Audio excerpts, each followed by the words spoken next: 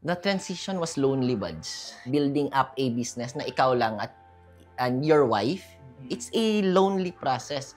You cannot ask someone, paano mo yun ginawa? How did you scale up your business? How did you grow? You cannot tap someone. What I've realized, as businessmen, are not really 100% all-knowing because we have blind spots. Perhaps we are really thinking yung magaling na tayo, 100%, yung business natin is doing well, but there are blind spots pala. Let's give value to each other.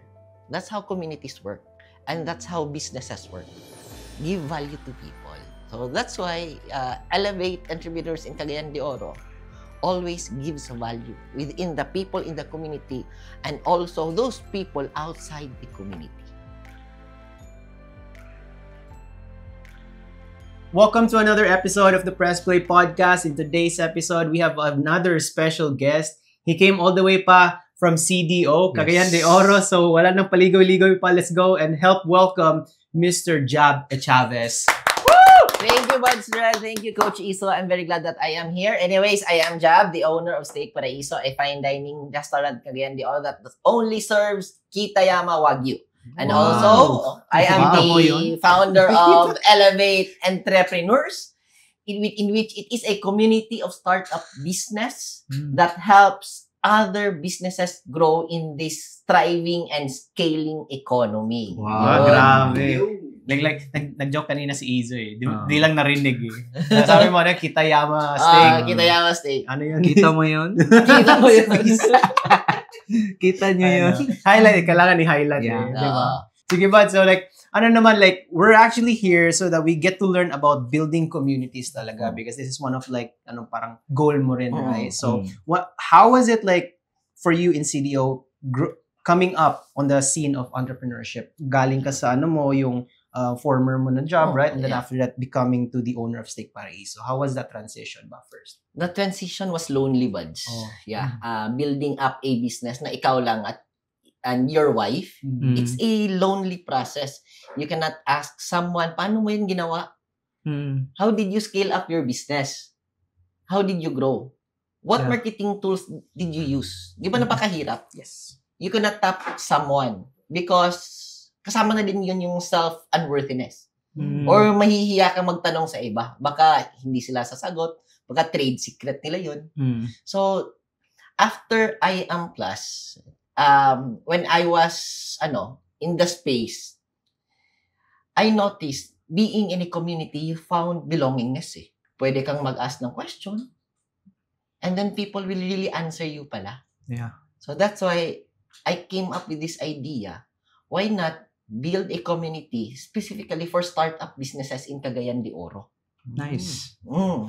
Ganda nun kasi it's from the experience of sobrang lungkot na sabi mo, wala akong matanungan, wala akong, there's no one to guide us or there's no one to actually give us a push on our business. And from that story pa lang, Jab, nakita ko na how hardworking you and your wife really were. Na dahil nabuo niyo yung business niyo with the two of you working on it. And ang ganda nung transition na dahil natulungan ka ng community, you're actually building one right now. Right? Ang motivation mo behind that. And why startup businesses? Besides dahil ikaw nag-startup ka rin ng business mo, why really serve specifically startup businesses? It took us 5 years to reach this level.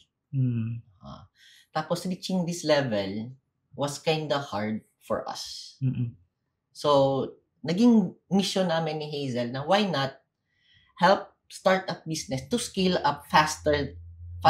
Kung target nila 5 years, magkakaroon sila ng separate restaurant or full resto, why not gawin natin 2 years? Di ba? Yeah. If ma-shorten natin yun, if we could mentor, if we could coach and help this startup business to grow, there is this sense of fulfillment in us.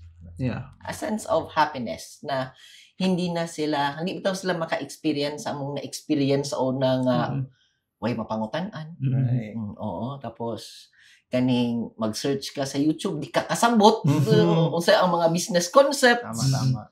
So, it was a struggle.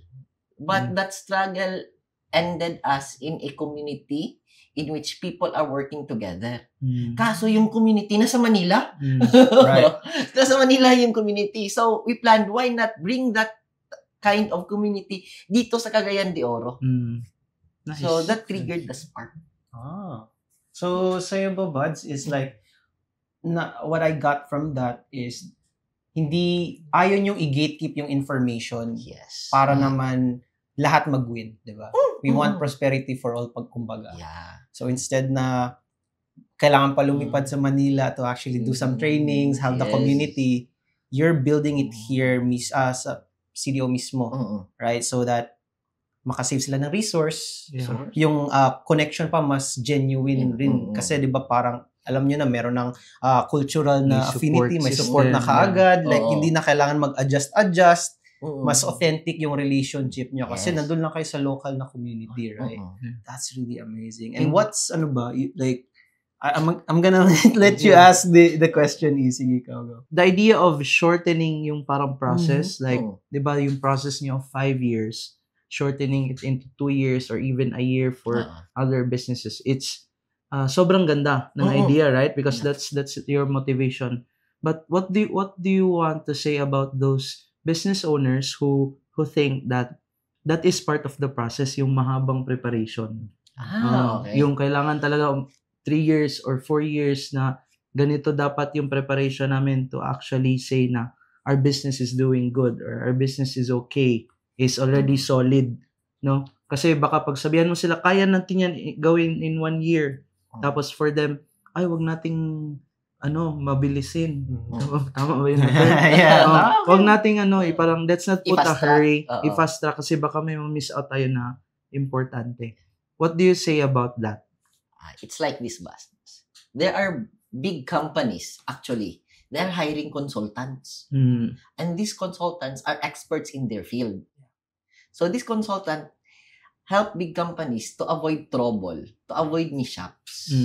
So, kagaya ko, Steak Paraiso, we have a consultant. Consultant namin, andun na siya sa hospitality industry for more than 30 years. Wow. So, lahat ng natutunan niya for 30 years, binigay niya sa amin within 10 months. Imagine how many years will you save learning from her mistakes, Yep. then apply it to yours. Yeah. Kailangan ko ba bang maging, to undergo the process for 30 years? Or just hire a consultant or ask a friend? Yeah. No? Kung anong nangyari and learn from it. Parang mentorship na rin Parang talaga. mentorship na rin. Mentor your friend. Yes. It's like a community that mentoring everyone. No? So, sabi mo rin kanina, no, nga, in a community, baka mayroong mag-gatekeep. So, siguro, trade secrets, pwede i-gatekeep makes natin. sense. Yeah. Trade secrets. But there are open ideas naman. Huwag naman natin i-gatekeep yan. Yeah. Let's give value to each other. That's how communities work. And that's how businesses work. Yeah. Give value to people.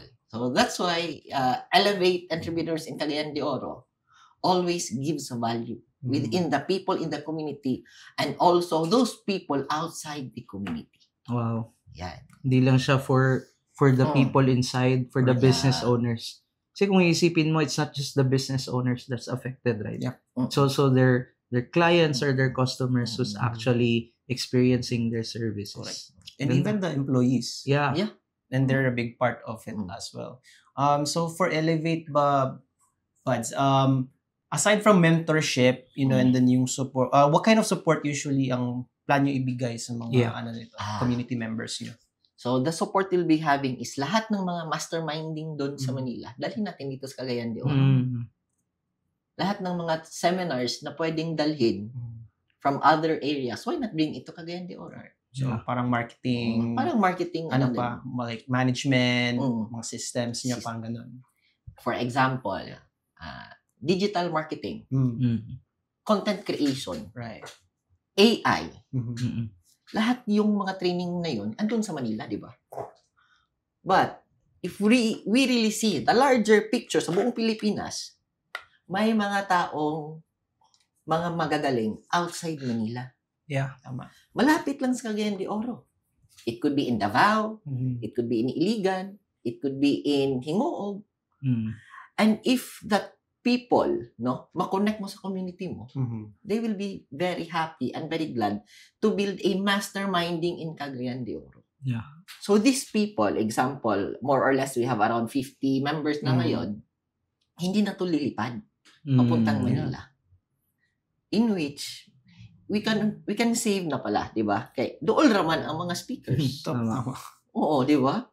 Dool ang speakers, and the speakers are in the same community with the same mindset to help each other to give value. Then boom, Cagayan will grow. Entrepreneurs in Cagayan de Oro will grow. 50 members kagad. When did you guys start? Parang bilis ng 50 members. We started this around last year, pero kaning hinay ang growth. Hinay ang growth. But there is one seminar talaga, no, that propelled me to my leadership. It is from I Am Plus, yung abundance. So it boosted my leadership qualities. It made me to what I am right now, entering into the space of commitment, in the space of compassion to help others. So yung push na yon nag-trigger sa akin, okay, Jab, let's do this. Let's make this community.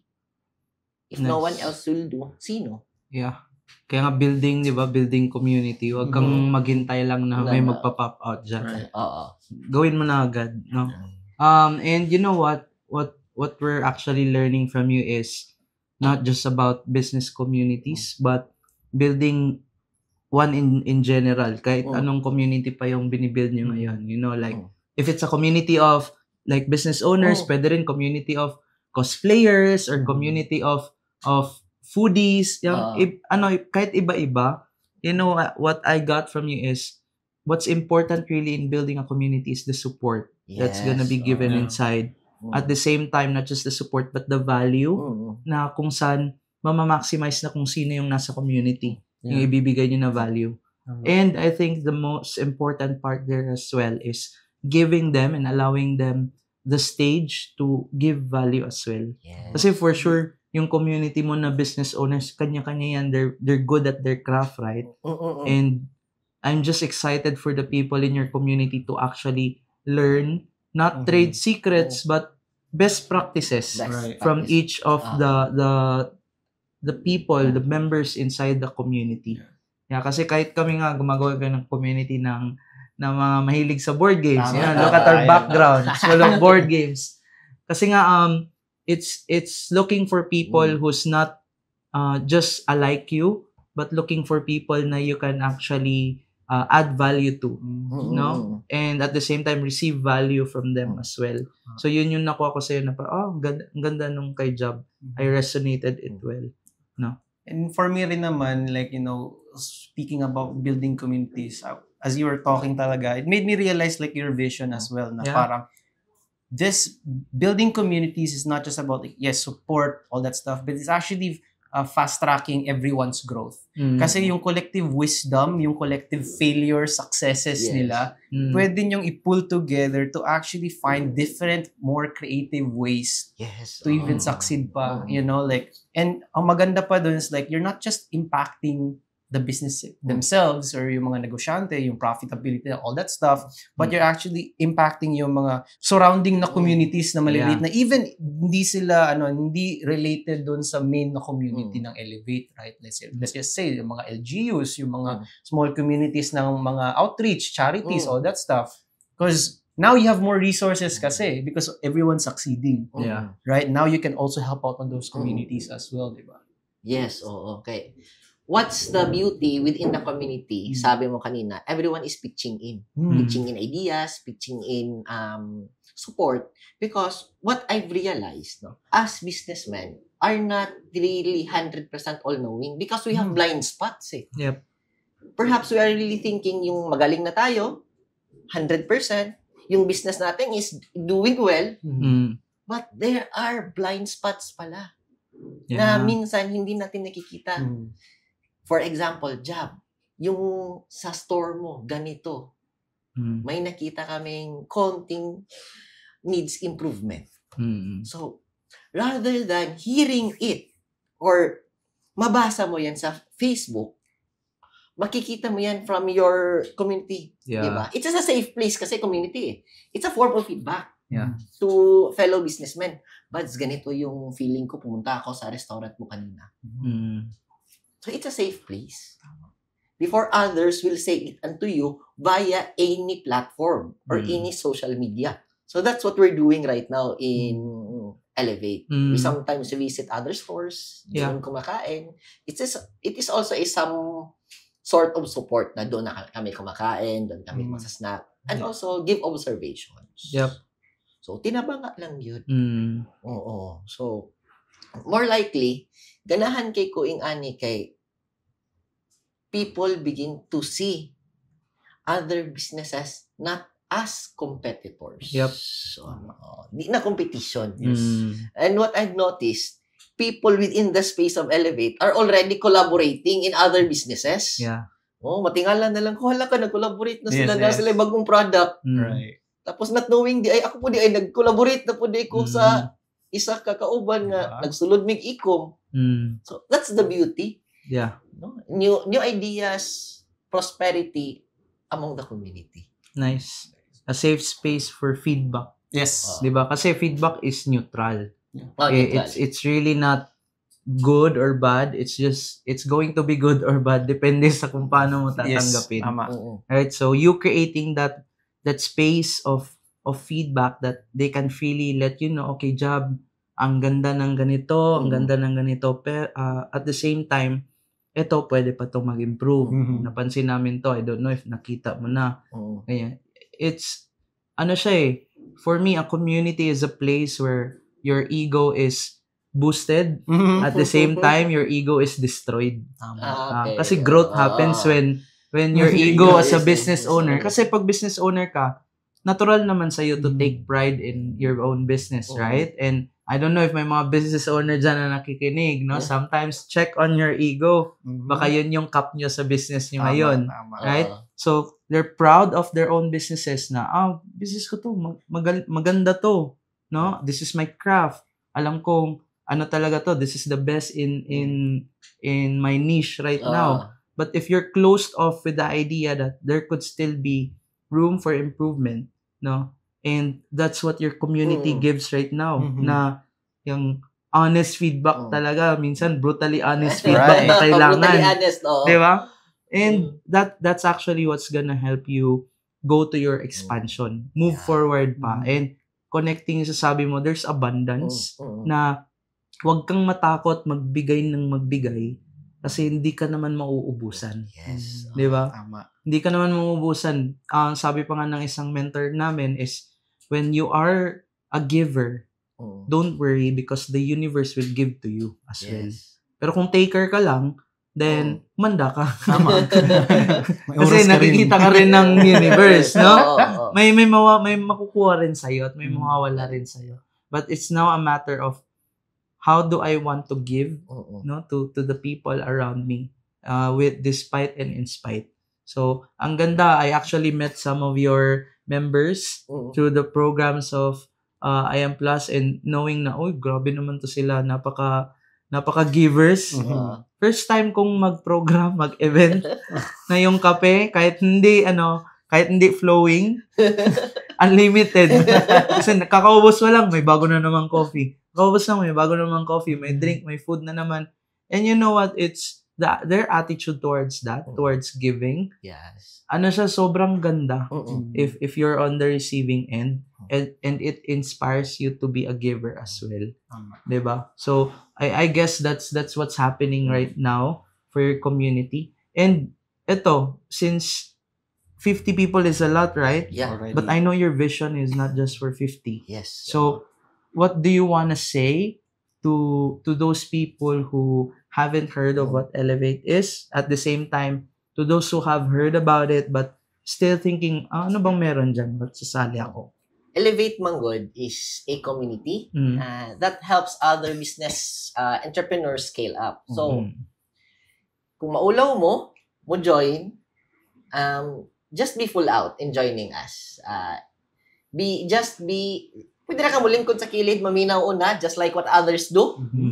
Feeling the moment, feeling the momentum. But I assure you, the next meeting, isa na ka sa mag-istorya. Wow. And once you speak, usahay, di na ka muundang. No? Mm. Because, grabe ang sharing sa Elevate.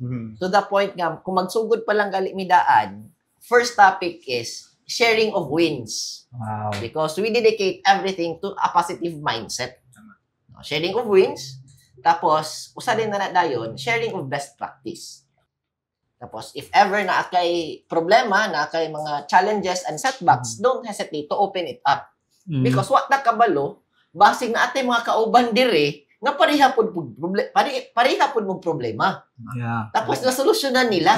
Tapos, ikaw, imura nang gikuan, imura nang gikim-kim, imura nang gitago ba? Tapos, naman, example, ikaw, naman na solusyon di ay.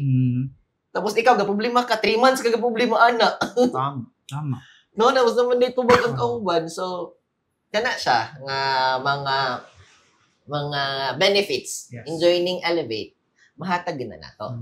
And usa pa, there would be monthly masterminding, mga lessons nga natun-an nato sa Manila, Davao, and other regions in the country, nga dili na mo kailangan mo lupad dito, mo dito, kay kita na mismo, no? Naman tay mga kauban dali nga also experts in their field. Mga kauban nato not only in Cagayan de Oro but in Davao, Cebu, Manila who are very willing to fly in Cagayan de Oro to give value sa Elevate. Wow. I love that. Grabe. Grabe yung vision niya, 'di ba? Nga na siya. So, hopefully. Well, I feel like you will get there talaga, Baz. I mean, like, it's, we can see the enthusiasm, nandun yung energy mo, and then your intention is actually in the right place talaga, you know. To kind of wrap this up, but talaga, we typically ask this to all of our guests. Sige. You know, so, what's motivating you ba to keep on pressing play in building your community? The number one, I'm with you, karon Buds, is I see your dedication eh. Oh, thank you. I see the aura of press and play na helping people to expand through podcasts. Kaya kung ako magstorya lang sa Cagayan de Oro, ang audience is Elevate lang or my friends. But when you are in press and play studio, ang iyong mga audience tanan sa social media. Yep. Yeah. So, grabe ang scaling up. So, I'm very happy to be in this space right now. I'm very motivated and I am very, enthusiastic. Yeah. Sharing this to people who wants to build community as well. Kaya naman gining doon po sa ako job. Tabangi ko maghimo ko og community dari sa Jansan. No, di ba? So, we inspire people. No, dili lang siguro sa Cagayan de Oro. Let's inspire everyone to build a community of their own. Yeah. And I think this could be a good question for you as well since baka pala pagtapos ng podcast na to, maisip na, dali raman di ay community. Ngita ra kog kauban, mangita ra kog mga like-minded people, right? So, aligned. Ako ang gusto may balan job is, what do you do or what's gonna be your anchor? What's your anchor when times get really tough, when times get really challenging in terms of building the community na makaingon gyud ka na dili padayon gyapon ako nig-build. I'm gonna keep on building the community. My anchor is based on compassion and commitment. Wow. Compassion kay gusto nako nga usap nung kalisod bitaw nako pag-build sa business before. Ma-lessen up ang burden sa mga startup business. Losing a big money is dili sa yon. Mas labi na if you wala kay backup plan, kay imong backup plan, kay imong kaugalingon. Yeah. There is no plan A. There is no plan B. No, plan A ra tanan. So, compassion yun na kay lisod mawalaan og dako nga kwarta. Next is commitment. So, when I learned those things sa Manila, ingon gid ko sa akong self nga dalon ko ni Cagayan de Oro no matter what. And I was very happy kay isa sa mga seminars nga ako naapilan sa Manila, nadala gyud ako sa Cagayan de Oro. Yes. Grabe. Love that. Lisod, yes. It's what man gyud moingon nga there is shortcut para mapadali nato atong gusto. Lisod siya. Kay kani bitawng kalisod, pressures, setbacks, challenges are just walls. And if we break through that walls, mo na siya atong next level. So, usapon na sa ako ang if maglisod ko, I know that I am growing. The scale up na gid ko kay wala ko naka-experience ko aning problema. Pasabot ani bag-o na pod akong mindset to grow. Yeah. So, basta maglisod ko, okay, gag-grow ko. I love that. Grabe. Nga na. So many lessons, so many things that we can actually implement right away. Like, I would say that building communities is very important. That's one of my biggest takeaways talaga. Yes, building communities looks easy rin, pero of course there's going to be challenges along the way. Pero with yung tama na intention talaga, it will grow talaga organically, naturally. Yeah. Yun yung ko rin takeaway. Ano sa'yo is? My own takeaway from the conversation talaga is sometimes the community that you're building, your biggest reason on why you're building that or why you want to build that is because that's also the community that you actually need. Correct. Yes. It's not just about lang siya, if your motivation is to help people, that's a great motivation. But I also suggest, and what I got from this, I don't know if the listeners also got this, build a community that can also help you. Because since you're the builder, your vessel is important. Yeah, you also build up yourself so that your community also grows along with you. So, yun yung nakita ko kay Jab while he was telling his story na it's from compassion and commitment. It's not just about serving people but serving myself na I am committed to do this because this is what I really want to do. And I am committed to do this because if I was in their shoes, matabangan ko ani akong ginahimo. Right? So, that's what I got. Thank you so much for this, Jab. Thank you so much for that time that you have, yung lessons, the insights, and also sharing the vision for Elevate talaga sa audience natin. Even just kami, like, we're building communities rin kasi. So, this is very insightful already. So now, Jab, this is a good opportunity. This is also our way to give back to you. Right? So, promote your businesses and the things that you're actually creating right now, and let our listeners know how they will be able to reach you or where can they see you and your businesses and the community you're building. Okay, I am Jab, the owner of Steak Paraiso. If you want the finest steaks in Cagayan de Oro, the finest Wagyu steaks, we are located at SM Bypass Road, Abrilio Building, door number 2. So that is one of our businesses. Also, we have Lingsphere, a e-com business. If you want to rebrand, if you want to enter into the space of e-commerce, just tap with us. We can help you grow your business. Also, lastly, we have this Elevate Edge Consultancy. So, we help startup business to scale up. No, kanim gud siya nga business. We put the company's foundation first. Di usahay man gud kita magnegosyo ta atong una-una pirmi money, di ba? Sales, no? Busa sa Elevate Edge, sugod gid ta una sa company's vision mission. Di gina to nakalimutan. Yeah. Kay kung kwarta atong unahon, wa ta kabalo sa tong direction. Maabot gid ang time nga mo plateau ta and then will go down. Nice. And I've heard as well that you have an event coming. Naming event karong June 28. It is a masterminding for startup business who wants to scale up. So, actually, Buds Dread would be one of the speakers in here. He will be talking about content that converts. Tama yan. Content that converts. Parang ganun na. Content that converts. We have AI. You have AI by Tony Rebamonte. And of course, we have Marketing, the Psychology of Marketing by Josh Diaz. It will be on June 28. So see you there. It would cost around 1,499 pesos only. Wow. Rather than flying to Manila, we'll have it here in Cagayan de Oro. Oo. Yung ana ra. So, 1,500. Pwede na. Ba? Pwede na. 3,000 3,000 budget nyo, guys. Kasi yung other 1,500, bili nyo ng steak. Pwede. Subukan nyo na. kung magiging 3,000 na yan, di ba? We will have a dinner masterminding with the With coaches. the coaches. Wow. Pwede na. So, meron silang mga trade secrets na ipanghatag po sa inyo, ha? Wow. No? So, mag-masterminding po ta. Adapit sa Steak Paraiso. Wow. Stick with coaching. Stick with coaching. Tama lang pala yung budget. Pwede. So, it is the start of the masterminding activities in Cagayan de Oro. So, ayun, naglupad sa Manila. No? Nice. If you want to save, because kami na ang modala sa inyong hadiri. Perfect. Na siya. So guys, thank you so much for listening, watching to our episode today. If you have any questions, mayroon kayong mga curiosities, concerns ba, I don't know, mga plans to build your own community, just make sure to comment down below and also support our channels on all our socials. And then share nyo to sa mga friends nyo rin na they're trying to build communities. At least magkaroon sila ng ideas on how to start one.